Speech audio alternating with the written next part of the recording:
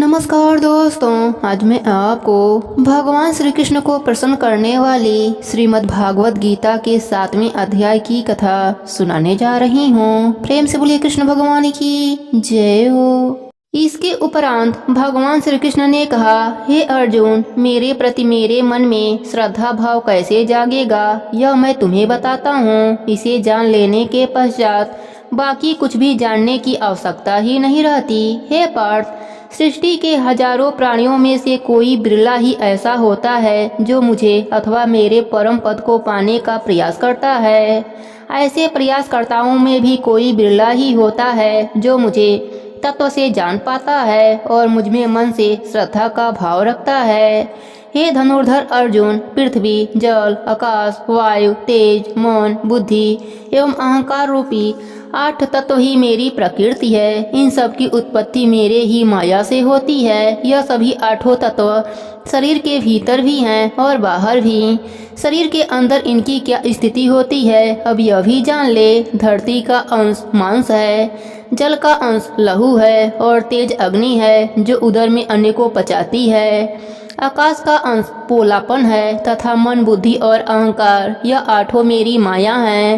हे कुंती नंदन, 9वां तत्व स्वयं प्राणी है। सारा संसार इन्हीं तत्वों का है। 84 लाख योनियां भी इन्हीं की बनाई हुई हैं। अब यह भी सुन कि मैं कैसा हूँ और कौन हूँ। सारी सृष्टि मेरे ही माया से उत्पन्न है। मेरे ही द्वारा यह सब उत्पन्न हुए हैं। मैं ही पालनहार हूँ और मैं ही संहार करता हूँ। मैं सबसे अलग हूँ, लेकिन मुझसे अलग कुछ भी नहीं है। हर प्राणी मुझसे इस प्रकार जुड़ा हुआ है जिस प्रकार मोती माला में पिरोए होते हैं। अर्थात सृष्टिगत जितने भी प्राणी हैं उनमें मेरा ही अंश विद्यमान है। हे अर्जुन, जल में मैं रस तत्व हूँ तथा चंद्रमा व सूर्य में प्रकाश तत्व हूँ। वेदों में मेरी महिमा रूपी अमृत है। आकाश में शब्दमय हूँ, पुरुषों में पुरुष तत्वमय हूँ। पृथ्वी पर पवित्र गंध तत्वमय हूँ, अग्नि का तेज तत्वमय हूँ और सभी प्राणियों का जीवन मैं ही हूँ। अर्थात जीवित प्राणी का आधार तत्व श्वास मैं ही हूँ तथा तपस्वियों का तप भी मैं ही हूँ। संसार में जितने भी तत्व हैं वह अन्य तत्वों पर आश्रित होते हैं और उन सब का तत्व रूप सार मैं ही हूँ। हे धनंजय, सृष्टिगत जितने भी प्राणी हैं उनके रोम रोम में तू मुझे ही समझ। तेजस्वियों का तेज, बलवानों का बल और बुद्धिमानों की बुद्धि मुझसे ही है। प्राणियों द्वारा शास्त्रानुकूल किए जाने वाला शुभ कार्य भी मैं ही हूँ। सत्व, रज एवं तम से जिन भावों की उत्पत्ति होती है उसका भी उत्पादक मैं ही हूँ। हे कौन्तेय, इन सभी में मैं ही कर्ता रूप होते हुए भी इनसे पृथक हूँ। हे श्रेष्ठ पार्थ, सांसारिक विषयों के फलस्वरूप प्राणियों में मोह की उत्पत्ति होती है। सृष्टि का हर प्राणी मोह से पीड़ित है। माया के मोह जाल में फंसा प्राणी मुझ नाश रहित को पहचान नहीं पाता, क्योंकि माया का मोह काफी विलक्षण है। इससे तो वही प्राणी विमुख हो सकता है जो नित्य निरंतर मेरा ही स्मरण करता है। हे अर्जुन, 4 प्रकार के प्राणी ही पुणात्मा होते हैं। जो रोगी होते हैं वह अपने रोग के निवारण के लिए मेरा स्मरण करते हैं। कुछ प्राणी ऐसे होते हैं जो ज्ञान पाने के लिए मेरा स्मरण करते हैं। कुछ प्राणी धन की कामना मन में लिए मेरा स्मरण करते हैं। कुछ प्राणी पुत्र प्राप्ति के लिए मेरा स्मरण करते हैं। हे पार्थ, जो ज्ञान पाने के लिए मेरा स्मरण अथवा भजन करते हैं वही श्रेष्ठ ज्ञानी होते हैं। हे पांडु पुत्र अर्जुन, मैं ज्ञानियों को प्रिय हूँ और ज्ञानी मुझे प्रिय हैं। परंतु जो लोग आरोग्य, धन अथवा पुत्र की कामना लेकर मेरा स्मरण करते हैं उन्हें भी तू बुरा या अज्ञानी न समझ।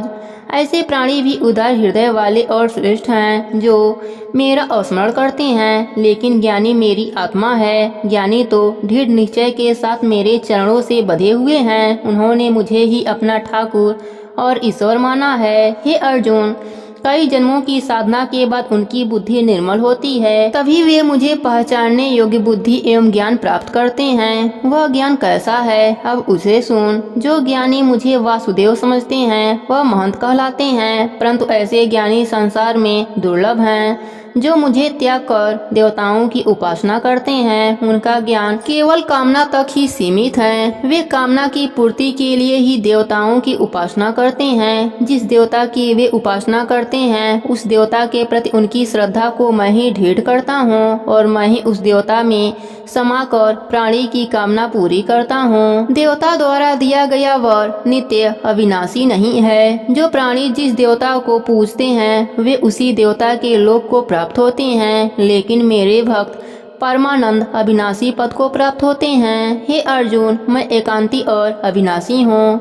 मैं किसी से प्रकट नहीं हुआ, मैं अजन्मा हूँ, किंतु बुद्धिहीन प्राणी मुझे भी जन्मा अर्थात किसी से प्रकट हुआ समझते हैं।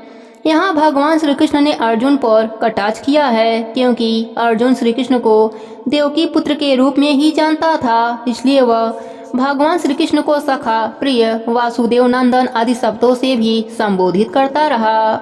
लेकिन मोहग्रस्त अर्जुन यह नहीं जान पाया कि श्री कृष्ण सामान्य प्राणी नहीं वरन साक्षात विष्णु हैं। वही सृष्टिकर्ता, पालनकर्ता एवं संहारक हैं। भगवान श्री कृष्ण अर्जुन से बोले, हे अर्जुन, अज्ञानी ही मुझे नासवान और किसी के द्वारा जन्मा हुआ समझते हैं, क्योंकि बुद्धि माया के पर्दे के पीछे छिपी रहती है।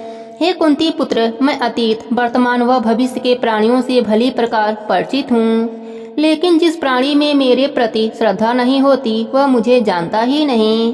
प्राणी सुख दुख हर्ष व शोक में डूबा रहता है, जिससे अज्ञान का उदय होता है।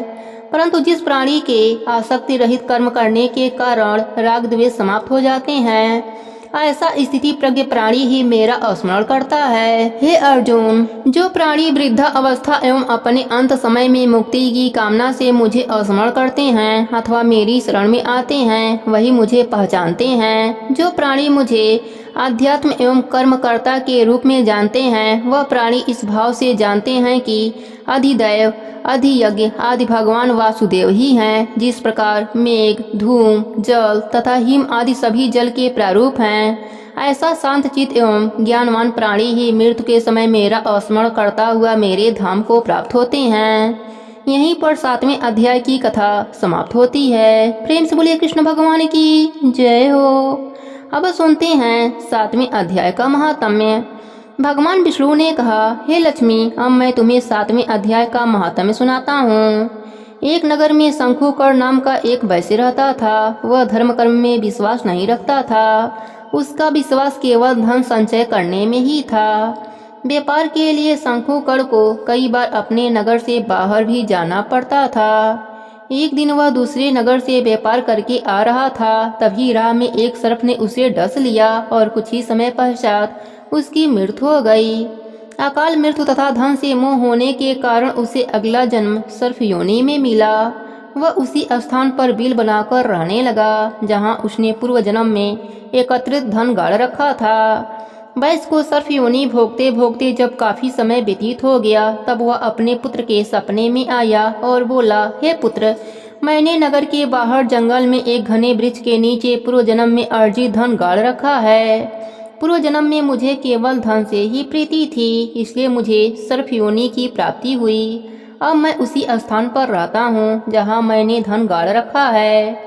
अब तुम उस धन को निकाल लो, क्योंकि मैं सर्प योनि में धन का उपयोग कैसे कर सकता हूँ। वैश्य पुत्रों ने उस सपने की आपस में चर्चा की। उन्हें अपने पिता के सर्प योनि में जन्म लेने का काफी दुख हुआ। वैश्य के पुत्रों ने सोचा कि अपने पिता की गति का कोई उपाय करना चाहिए, मगर उनके पास धन न होने के कारण वे पिता के गति करने में असमर्थ थे। इसलिए वे नगर से दूर जंगल में घने वृक्ष की तलाश में कुदाल लेकर निकल पड़े।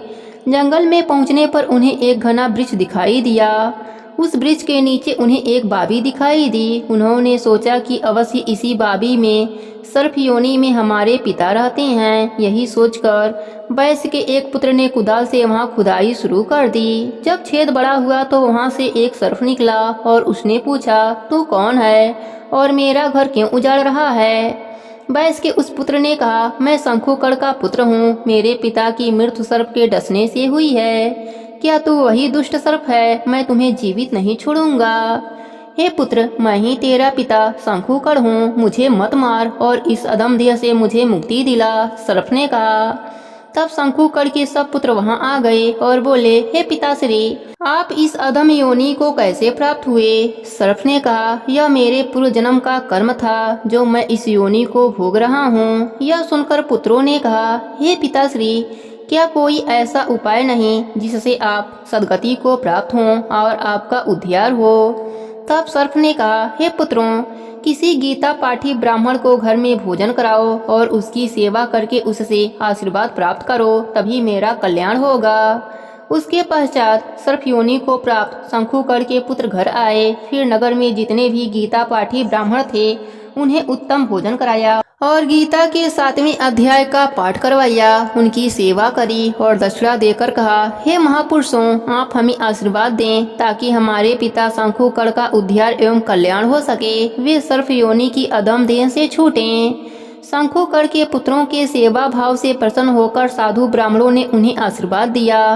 इसके परिणाम स्वरूप सर्प की योनि से मुक्ति पाकर शंकुकर्ण देवदेही को प्राप्त हुआ। वह अपने पुत्रों को आशीर्वाद देता हुआ आकाश से उतरे विमान पर चढ़कर वैकुंठ धाम की ओर चला गया। वैश्य द्वारा संचित किए गए धन से उसके पुत्रों ने गौशाला, मंदिर तथा धर्मशाला आदि का निर्माण करवाया।